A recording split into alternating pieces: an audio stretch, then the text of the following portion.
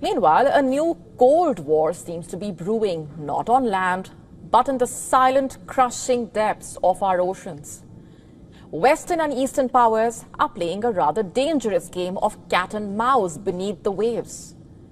As Russian and Chinese submarines patrolled together in a first-of-its-kind drill in the Asia-Pacific, while the Royal Navy is practicing hunting them down. Take a look.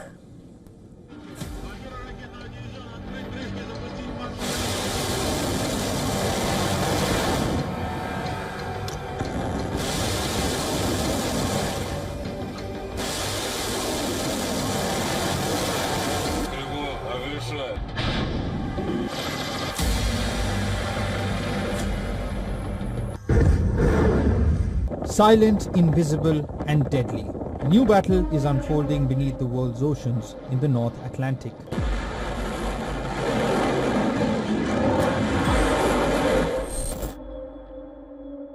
Britain is on high alert. Naval commanders fear a Russian submarine, dubbed the Real Red October, is prowling close to its shores. Sonar buoys dropped. Frigates deployed. RAF patrol planes sweeping the skies.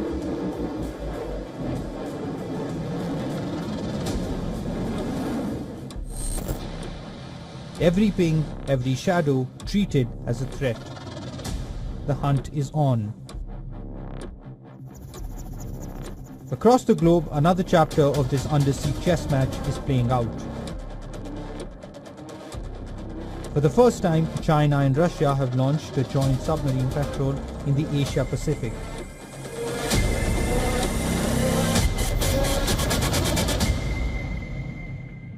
Two nuclear-armed navies operating side by side, signaling unity, defiance and ambition to dominate the world's oceans.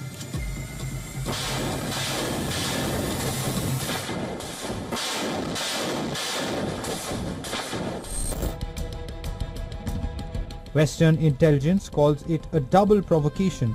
Britain faces Moscow's stealth push into the Atlantic.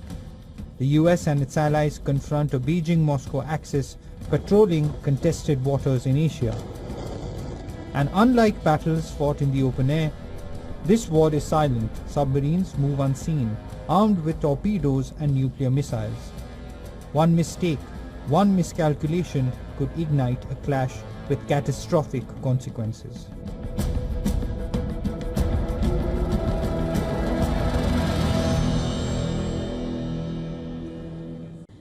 And while we are tracking the latest from the United States, another issue is worth mentioning, that of racism, rooted in discrimination and divide as much in present as in the past.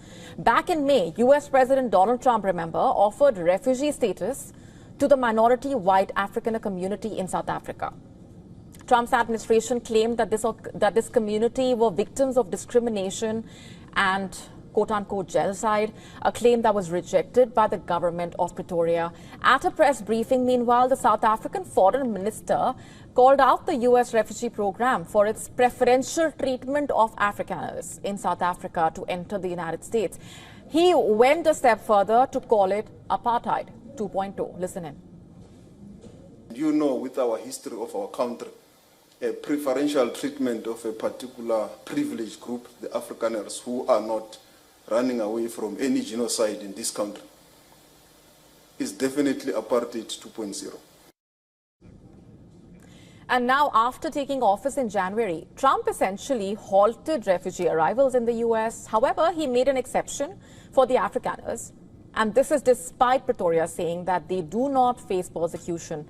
In fact, quite ironically, Afrikaner-led governments legalized the race-based apartheid system that denied South Africa's black majority political and economic rights until 1994, when it was voted out. Now, in May, a group of around 50 Afrikaners were flown to America on a chartered plane, and since then, smaller groups have followed suit. And now the US is reportedly applying for visas for around 30 people from an NGO based in Kenya to come to South Africa to fast-track the processing of African applications for US resettlement. Just for context here, who are the Afrikaners? They are a unique cultural group, basically descending from mixed-race European settlers in South Africa. By profession, they are mostly farmers, and history has it they settled in South Africa. They forced black people to leave their land, reportedly. And relations between America and South Africa have nosedived since Trump 2.0, and the signs were evident. In March, Pretoria's ambassador was expelled. Later, Trump imposed a 30% tariff on exports from South Africa, remember, which has been negotiating for a reduction to avoid potential job losses. If that was not all, remember in May, Trump ambushed South African counterpart Cyril Ramaphosa with his claims of white genocide, quote-unquote, being committed against white farmers in South Africa. Claims which a judge termed baseless and even imaginary. However, for South Africa, what's even more pressing than tariffs is the sheer discrimination and white privilege that the community is confronted with. Even as South African laws seek to promote black-owned businesses and farmlands, they can only go so far, which then raises serious questions on the human rights situation of the native South African community, both in the region and across the world. On to Germany now, where the country's beer culture is facing a big shake-up, and the reasons are not the breweries as such, but the young Germans who are simply not drinking. For decades, beer has reportedly been identified as Germany's pride identity. But today, Gen Z, walking away from alcohol, is leaving behind a lot of intrigue, leaving German breweries as well struggling to survive in a way. Sales had been shrinking gradually, just 2 to 3% a year. But now this decline has turned into a free fall. In just the first half of this year alone, beer sales reportedly dropped more than 6% as compared to last year, marking the lowest 6-month consumption in Germany since 1993. And the numbers tell the story. According to Germany's Federal Institute of Public Health, only 38% of German men under 25 drink weekly, as compared to more than half a generation ago, and a staggering 85% in the 1970s. Among women under 25, the drop is even sharper. Just 18% drink weekly, down from over 54% half a century back, just for context. Now today, only a quarter of Gen Z Germans reportedly reach for beer regularly. And this is not just limited to Germany or beer for that matter. It's a global issue in a way. In France, for example, red wine sales reportedly collapsed by nearly 90% over the past 50 years, with Gen Z drinking barely half of what millennials once did. Why is this happening, though? According to experts, young people are choosing health over hangovers. Gym memberships, wellness routines, mental health awareness now competing directly with the bar culture that once, in a way, defined youth. And while price also plays a major factor, according to experts, alcohol for many Gen Z people feels like an unnecessary luxury in a way, especially when wallets are tight and breweries are scrambling to adapt to this. Many, in fact, are turning to alcohol-free or low-alcohol options, hoping to win back this health-conscious generation. But the problem seems to be bigger than just product variety as such. Data from the US showing that drinking rates among young people started falling more than 2 decades ago. So in a world where wellness matters more than ever, it seems more and more that alcohol is losing its place at the table. Shifting focus for now, Ukraine was struck by a massive Russian attack overnight, one of the deadliest attacks on Kyiv. In fact, it claimed the lives of 18 people, including 4 children.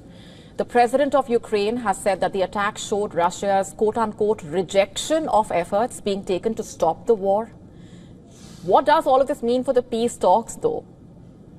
First, let's take a look at these visuals coming in from Ukraine.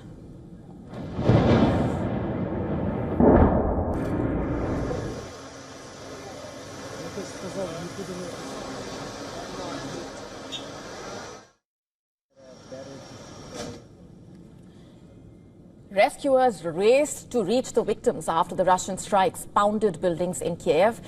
Victims were carried away in body bags as rescuers sifted through the smoldering rubble. US President Donald Trump's special peace envoy, Keith Kellogg, called the attack egregious, warning that they threaten the peace that Trump is pursuing.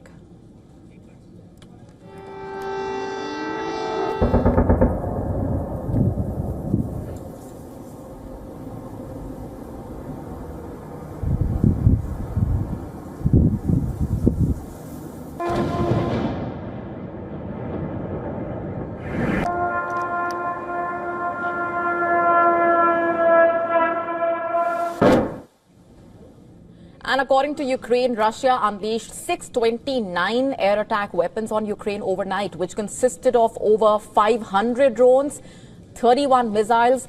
The attack is being considered the second deadliest attack on Kyiv since the war started.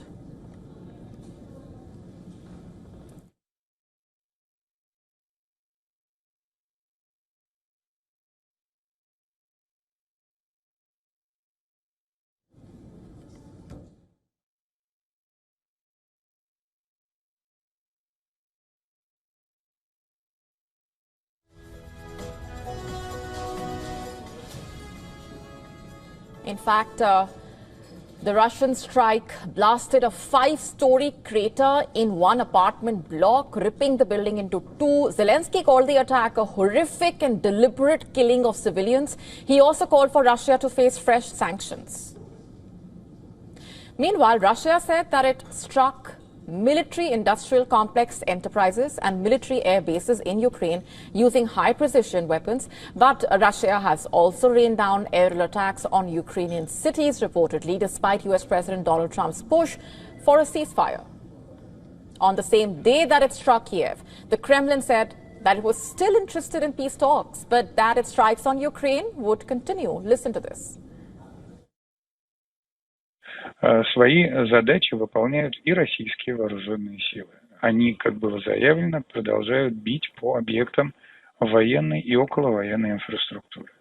Удары успешные, цели уничтожаются, специальная военная операция продолжается. Одновременно с этим Россия сохраняет свою заинтересованность в продолжении переговорного процесса с тем, чтобы именно политико-дипломатическими средствами достигнуть тех целей, которые перед нами стоят. The EU summoned Russia's ambassador after the overnight barrage damaged its delegation offices in Kyiv.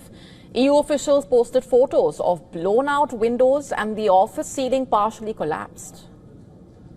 It shows that the Kremlin will stop at nothing to terrorize Ukraine, blindly killing civilians, men, women and children, and even targeting the European Union. This is why we are keeping maximum pressure on Russia. That means tightening our sanctions regime. The UK Foreign Secretary also summoned the Russian ambassador to the UK Foreign Office. The British Council's premises in Kyiv severely damaged and would be closed until further notice. The British Prime Minister, meanwhile, accused the Russian president of sabotaging hopes of peace with the latest strikes. French President Emmanuel Macron condemning what he called Russian terror and barbarism, quote-unquote. The overnight attack on Kyiv also comes following a summit between Putin and Trump, remember, in Alaska. The Kremlin has rebuffed initiatives for a swift end to the fighting, including pressure for a Zelensky-Putin meeting. Moscow is demanding Kyiv cede more territory and renounce Western military support and ask conditions for any peace deal. But these demands from Moscow have been ruled out by Kyiv. In fact, Ukraine has demanded security guarantees from its Western allies and has long cast Russia as only paying lip service to the idea of stopping the war.